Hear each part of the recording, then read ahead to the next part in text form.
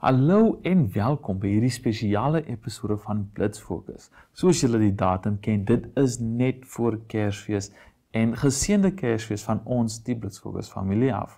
Nou, dit gesê, vandag het ons soos altyd 'n lekker boek en 'n interessante liedjie om oor te gesels. Selfs het ons 'n interessante nuusgesprek wat kom, maar wat hierdie episode baie belangrik maak, is ons het boodskappe van die gemeenskap af. So, bly ingeskakel, julle wil dit nie mis nie.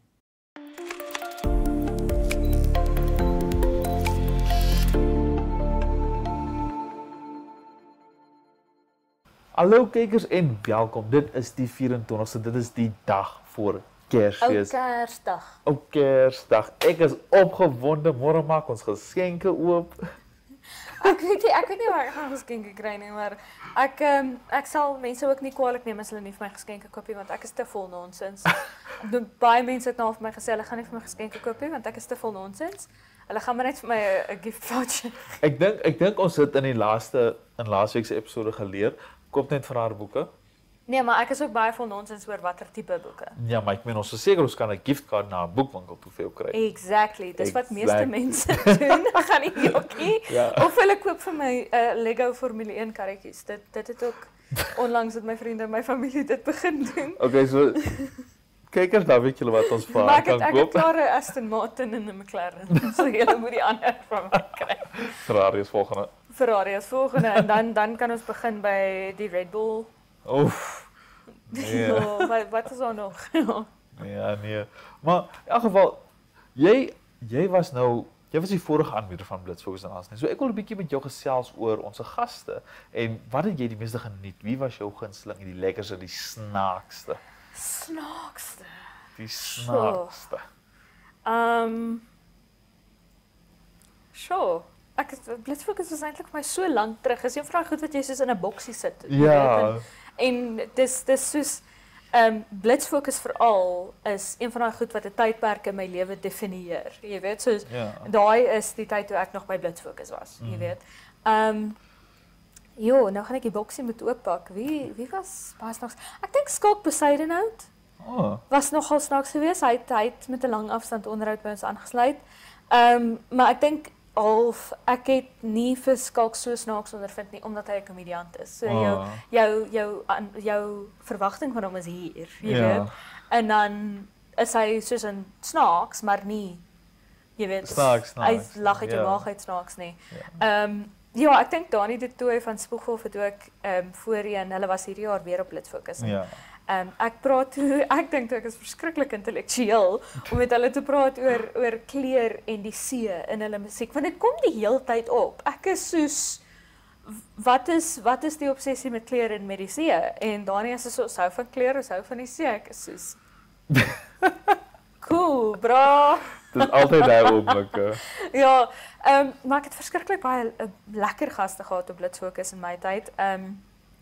Woon Arends was ook vir my lekker geweest, want hy is toe pas getroud. Jy weet, en ek moet beg, Woon se vrou is nou een van my vriendinne en ek is ongelooflik lief vir haar. En ek dink sy het hom baie verander. So dit was lekker om daai groei in iemand te kan sien wat ek vir jare mee gewerk het voordat ek Blitsfokus toe gekom het. En toe sy getroud en hy kom toe nou Blitsfokus toe en ek het geweldige groei in hom gesien. So dit was my baie lekker geweest op Blitsfokus. Maar ek moet nou gaan sit en dink oor wie was almal my gaste op Blitsfokus. Ek wil net sê, ek vind dit interessant dat ons al 'n redelike paar gaste op dieselfde tye gehad het, want ek weet vir my hierdie jaar, ons het ook vir Woon Arends opgehad een keer. En ek weet Anne-Marie het, Anne-Marie het 2 onderhoude met Dani de Tooy van Spoeghof gedoen. Ja, hierdie is nou my tyd vir Blitsfokus. Ja. So dit is nog 'n rukkie terug. Back in the day, jy weet. Sure, dit was seker nou al 3-4 jaar terug. Wow. So dit voel soos gister wat ek daai boksie toegepak het en gesê hierdie is 21-jarige Irene. Maar ja, ek dink vir my ander program Kletskompas wat ek hierdie jaar oorgeneem het, was daar ook 'n paar interessante mense geweest. Prof Johan Coetzee het 'n paar keer met ons kom politiek gesels oor die verkiesings. So dit was lekker half om dit in konteks te plaas. Ek dink mense kyk na plaaslike verkiesings en hulle dink, jy weet, nie my ding nie. Maak nie reg saak nie. Maar hierdie is eintlik 'n baie belangrike verkiesing geweest in die sin dat dit jou onmiddellike omgewing raak. Ja. Jy weet die water in jou pype, die krag, die rommelverwyderings, paaie binne in jou stad, jou dorpie, wat ook al. Ja, en Marlies van Heerden. Sy nee, dit is nie van Heerden nie. Marlies van Nankusé, ek het nou 'n heel ander Marlies. Ek dink nou ook so. Maar ja, Marlies van Nankusé. Nie Marlies van Heerden nie, daai is iemand waarmee ek op skool was. Marlies van Nankusé was by ons gewees en sy het gepraat oor jagluiperds en bedreigings tot die jagluiperdbevolking, al daai tipe goed. En dit was vir my baie interessant geweest, want ons kyk na die jagluiperds wat Indië toe gevat is, die Namibiese jagluiperds, en ons dink, sou nog een het gevrek, jy weet. Maar eintlik doen hulle nogals goed en is daar baie talentvolle mense betrokke by daai projek. So ja, dit was lekker. En Michelle McLean. Wie? Michelle McLean. Wie is hy? Namibië se enigste mevrou heelal. O, Ja, okay. Ken jy nie vir Michelle McLean nie? Ek gee nie veel aandag aan. Namibië se enigste mevrou heelal nog ooit. En wat vir my lekker is sy het na ons toe gekom en gesê kan ek asseblief 'n onderhoud kom doen en praat oor Johanna Swartboy. Aha. Wat toe pas gekroon is as mevrou Namibië en sy was geweldig trots op Johanna en het gesê jy weet hierdie is 'n beauty queen. Jy weet en dit nog voor al hierdie drama met wat is haar naam Suzike wat maar ja en dit was my lekker om te hoor dat iemand soos Michelle McLean nog steeds daai legacy aan die lewe hou. Jy weet en veral Johanna is 'n beautiful meisie moet ek vir sê. Ek het vir haar gekyk in die mevrou heelal kompetisie en sy het so editorial. Sy lyk asof sy in Wouwburg. Sy's my beautiful. Sy's my baie mooi vrou. Ja. Maar dis nogal interessant van my kant af die verskeidenheid van gaste wat 'n mens opkry op hierdie tipe shows want hierdie jaar alleen ons het pageant wenners gehad, ons het coaches gehad, ons het sportcoaches gehad, ons het sportspelers gehad, ons het beauty coaches gehad. Ons het musicians gehad, ons het artists gehad, ons het 'n chef gehad. Ons het ook 'n chef gehad. Ja, maar is dit nie lekker nie? Dit is lekker om want net iemand se brein te kan pik. Ja, en veral as kyk, jy kan nooit alles doen in die wêreld nie, nee. So dit is altyd lekker as jy hierdie verskillende mense inkom en jy kry hierdie jy leef jou half in. Ja, en dan leer jy al die goeders. So byvoorbeeld iemand soos my, ek wou as kind wou ek 'n chef gewees het. Ek wou ook 'n musician gewees het. Ek wou ook 'n artist gewees het, kuns gedoen het en alles. So kinderdrome. Ek dink wat vir my baie lekker is omdat ek myself van kleins af so ingeleef het in ander mense se wêrelde in jy kom met vrae vorendag wat jy eintlik nog altyd gehad het. So dis vir my baie lekker om daar te kan sit en hierdie vrae te vra wat ek nog altyd gehad het, wat ek nog altyd wou geweet het oor wat dit is om jy te wees. Jy weet, hoe is dit om in jou wêreld te leef, om te doen wat jy doen? Dis altyd vir my baie lekker. Kyk, ek moet beslis met jou saamstem. Veral as iemand wat 'n klomp goed as 'n kind wou gedoen het, soos wat ek mos voorheen gesê het. Ek wou kuns gedoen, ek wou musiek gedoen het, chef geword het, al daai. So ek moet beslis met jou saamstem. Dit is 'n heel ander gevoeling om daai kans te kry, om daai kindervrae en alles net te vra en uit te vind en dit te beleef. Nou, ja nee, dit sien nou dat ons so 'n bietjie nostalgies raak hier. So dink ek ons gaan dit dink ek ons gaan maar hierdie nuus net hier so eindig dat ons maar nog 'n bietjie kan gesels later aan. Maar kykers, dit is amper tyd vir ons laaste onderhoud van die jaar. So maak seker julle gaan nêrens nie.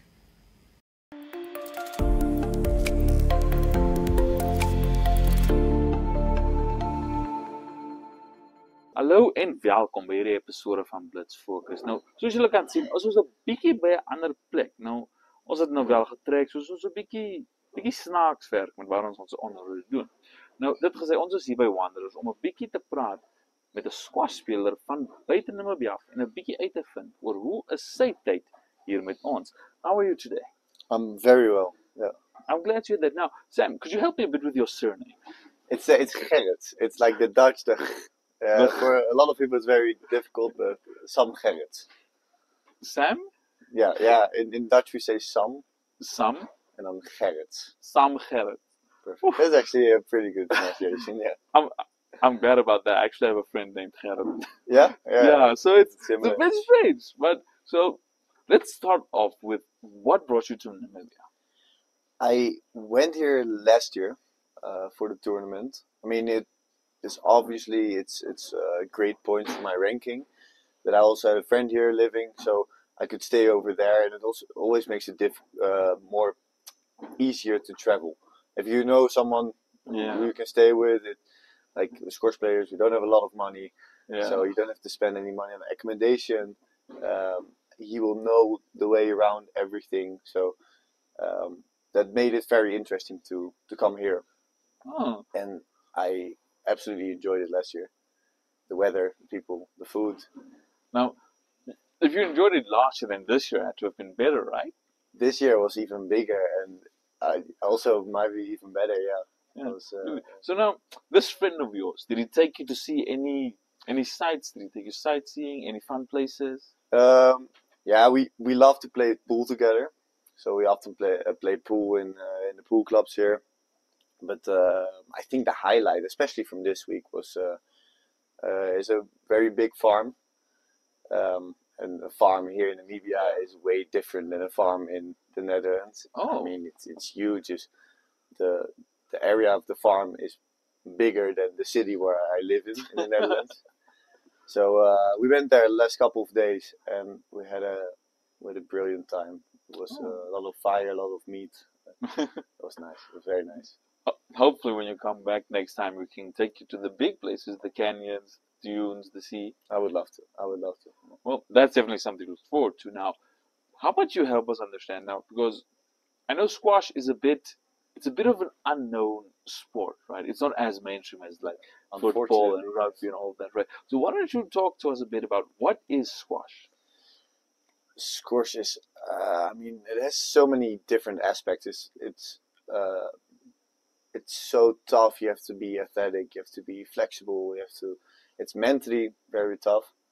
And people also say it's like a sort of chess game. You will play with your opponent. You have to break them down. There are so many different aspects in squash. What I think it makes it very, very cool. I mean, it's not only. I would never be able to go like in a running competition or something, because for me it's like who runs the fastest wins, which is obvious. But in squash there is also the game element and all that around it, and then the mental that makes it interesting. Can you explain to us a bit more about how to play squash? It's a lot of people say tennis against the wall. I don't like to say that, but tennis against the wall might be easy for a lot of people. I mean, it looks that way. So you can't fault someone to automatically think. No, especially when they never played it, never seen it. Okay, but the ball is a whole lot less bouncy. Mm.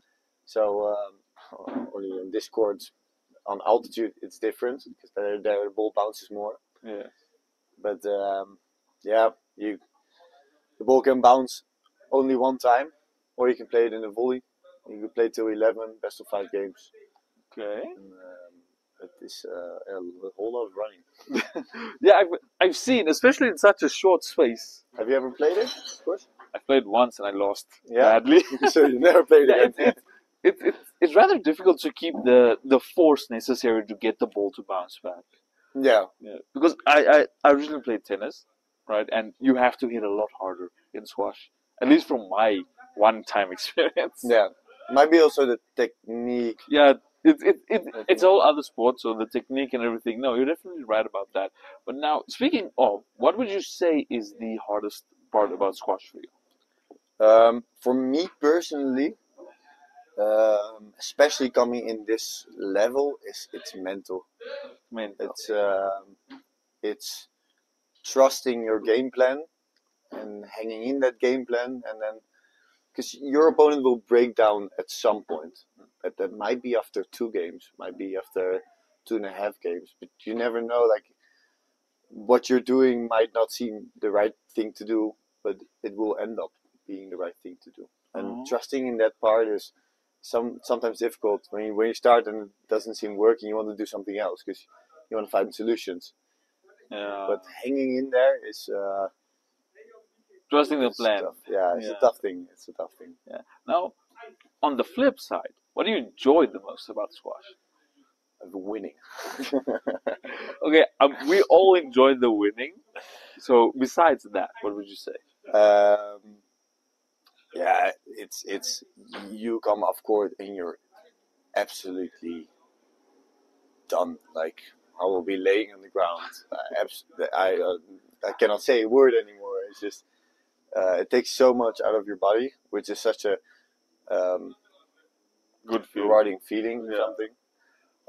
And I think the game side, the chess of it. I think I'm a pretty I would say a smart player on court. I'm not the most physical player. I think I'm good with my racket, but just like thinking.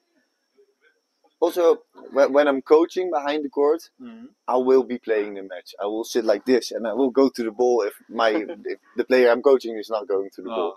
So like thinking about the process, thinking about what to do, finding solutions. That part I love. It's a chess game. So you coach as well? I do coach as well, yeah. And it's very at tournaments. It's very you often coach each other. You barely go with your coach to a tournament because you have to pay. It's expensive. Yeah. Now, do you coach in an official capacity, or is it just something that happens? It's mostly something what happens. I also I do coaching as work as well, just to get some extra money. But that's only juniors. I like to coach juniors because they can be something in the squash world still. Yeah. Like coaching all the people, I mean, they can still really enjoy the sport, but they do it because they enjoy it more. Yeah. And they know that they're not going to be top 10 of the world. And the kids, they sometimes do have that ambition, and that's what I like to push them into. Oh, that's very nice of you. So, and I also think, I've always said, I think I missed that a little bit in my career, that there was someone better than me just To help you. To push, help you forward. push me, yeah. Oh. Well, it's a nice thing that you're doing there. Now, what about your journey? Let's talk a bit about that. Where did you start with squash? Start when I was very young. I was my dad always took me in the Mexicozy, and like the thing with toys on it, I had squash balls hanging on there. It's I would say I was brainwashed, but like when I was one, I was playing, like we saw off the grip of a racket because the racket was almost bigger than I was, and played sort of hockey on court with the ball. And then since I was 3 years old, I really started with a trainer a couple times a week, training, and then it grew from there. I think I played my first junior national championships when I was 6. I probably got last, but it was under 11. Yeah, what could you expect? I'm 6 years old. I played it ever since. I tried some other sports, but I never enjoyed it. It never fit. So you quite literally have been playing squash your whole life. Yeah. Wow, that's actually kind of amazing, because I know that there's so many people out there that simply quit. Yeah. The moment it gets tough, they just quit. But meanwhile, you've been playing your whole life essentially, right? Yeah. Considering that so many people stop when things get tough and everything, how do you push through with that? How do you push through when things get hard and everything? I think I always had kind of the philosophy of that the moment that's tough, that's where you learn the most. I remember going to the US 2 months for coaching, and that was day in day out training. I had no one to train with. I was not in a nice city. No one really to talk to as well. It's really an alone feeling, and especially off season, there are some brutal training sessions that you don't want to do alone. And I remember really putting a schedule for myself that at 6:30 I was already in the club training, then coaching, then training again, and I went home. eating, and then at 8 o'clock I was in bed again, and it happened again every day, 2 months.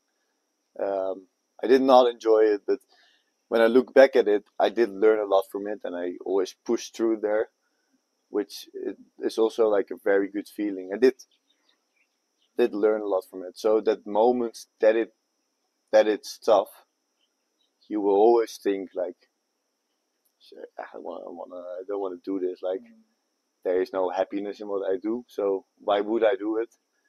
But I don't think necessarily you have to do things that make you happy all the time, or that you want to do all the time. I mean, that you can never do.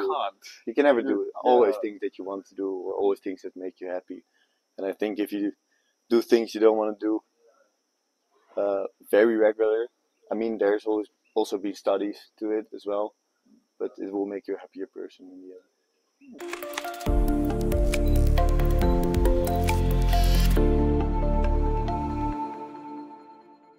Ja, goeiemôre. My naam is Steven Berry. Ek is die voorsitter van Wanderers Squash Club en ook een van die hooforganiseerders van die BDO Namibiese Ope 2025. Ja, dit was ek wil amper sê die grootste sukses van ons sportse geskiedenis in Namibië, verseker. Ons het 'n baie hoë standaard gehad om te bereik as ons kyk na verlede jaar se sukses van die $9,000 event. Hierdie jaar was 15,000 en dis net vir die PSA afdeling. Maar ja, as gevolg van verlede jaar se sukses het ons rekord toernooi gehad hierdie jaar in terme van inskrywings. Hierdie het 135 inskrywings gehad, 247 wedstryde, 40 verskillende lande wat deelgeneem het, waarvan 40 buitelanders van 14 lande. So dit was regtig iets om oor opgewonde te wees en om te dink waarheen gaan squash in Namibië nou. So ons is baie opgewonde en soos jy kan hoor, my stem is nog steeds half weg en is nog 'n paar dae later, maar ja, nee, ons is baie trots en ja, ons is klaar besig met ons beplanning vir volgende jaar en om te kyk of ons nuwe borge en groter borgskappe kan kry en hierdie toernooi nog groter kan maak. So enigiemand wat belangstel in muurbal, is nou julle tyd om betrokke te raak, want ons hou toernooie vir alle vlakspelers in Namibië. Maak nie saak of jy 'n beginner is of jy die kaas en wyn afdelings wil speel of saam met die pros wil speel nie. Ons nooi julle almal uit, want squash muurbal is besig om baie groot tree te vat en ons is baie opgewonde vir waarheen ons gaan. En ek is redelik seker enigiemand wat belangstel in die sport wil nie hierdie trein mis nie.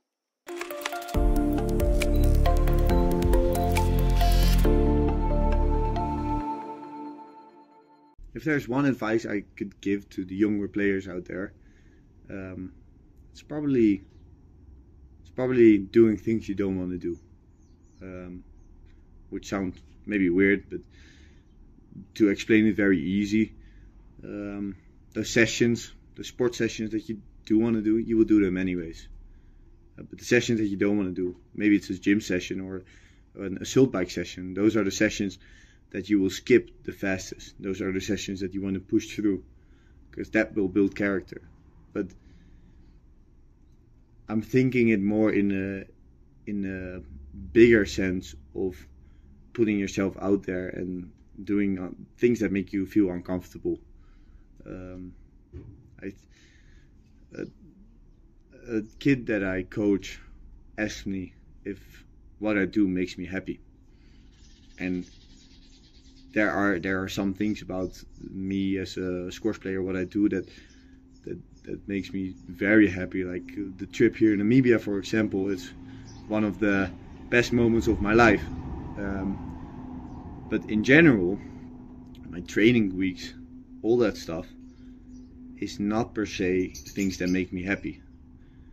And to do every day, day in, day out, things that actually don't make me happy, makes me more grateful for the things that I do have, that do make me happy. Eating with my family, going for a dive in the sea, things that I do have, that it makes that feeling stronger. So going out there, make yourself feel uncomfortable, doing stuff you don't want to do, is, I think, my way to eventually be a happier person and grateful for the things I do have. So I think that's an advice that I do want to give to anyone out there, actually. Not only younger squash players, but anyone.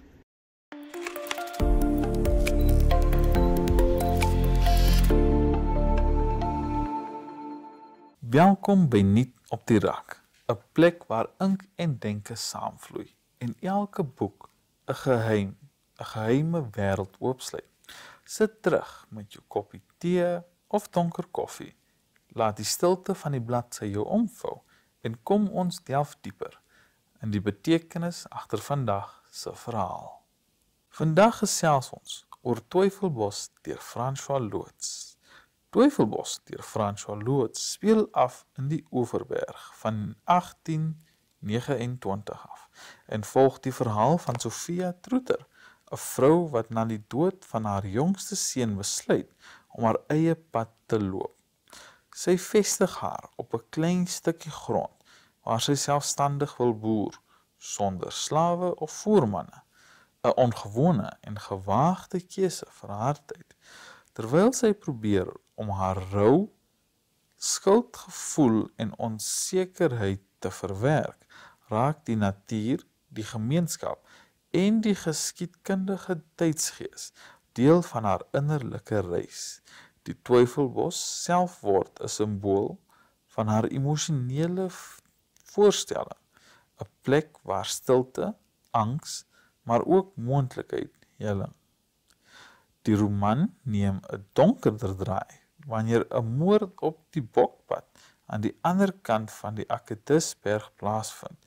Jan Teselaar, die nuwe veldkornet, word op die spoor van die moordenaar gesit en die ondersoek raak al hoe meer verweef met die lewens van die plaasgemeenskap, insluitend Sophia. Saam met temas van verlies, identiteit, sosiale verandering en geloof, ontvou die verhaal in ryk, beeldende taal. Twyfelbos bied 'n verweefde kyk op persoonlike worsteling en groter samelewingskragte, 'n storie van intrige, morele vrae en die soeke na plek en betekenis in 'n veranderde wêreld. En so sluit ons nog 'n hoofstuk by Nuut op die Rak. Mag die woorde wat jy vandag gehoor het bly spook in jou gedagtes, soos die laaste lig wat oor 'n biblioteektafel val. Tot volgende keer, bly lees, bly vra en bly dwaal tussen bladsye van die onbekende.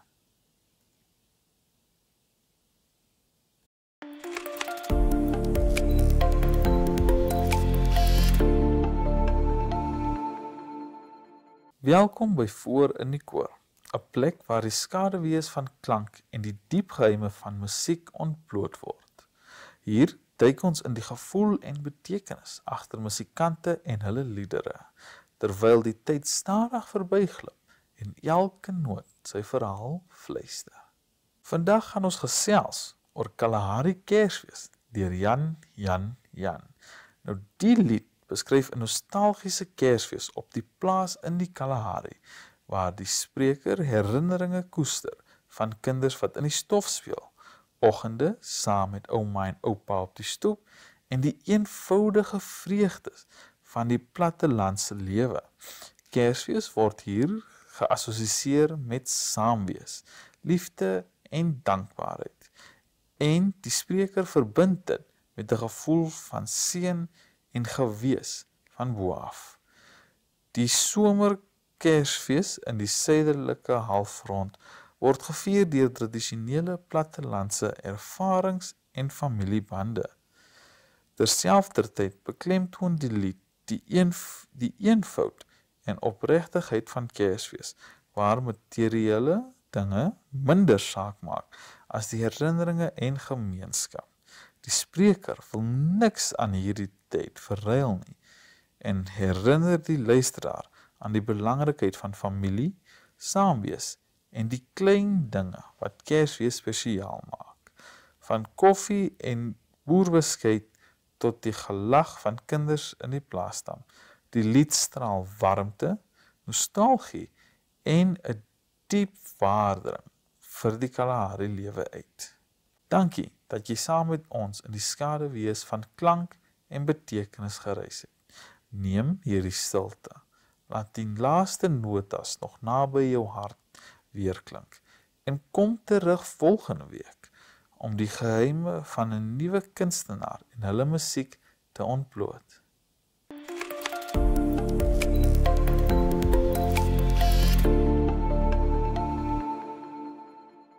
Kykers, ongelukkig is dit altyd wat ons het vir hierdie episode, maar ons is hier saam met julle, so geniet julle Kersfees en geniet die res van die jaar ook. Tot volgende week, totsiens.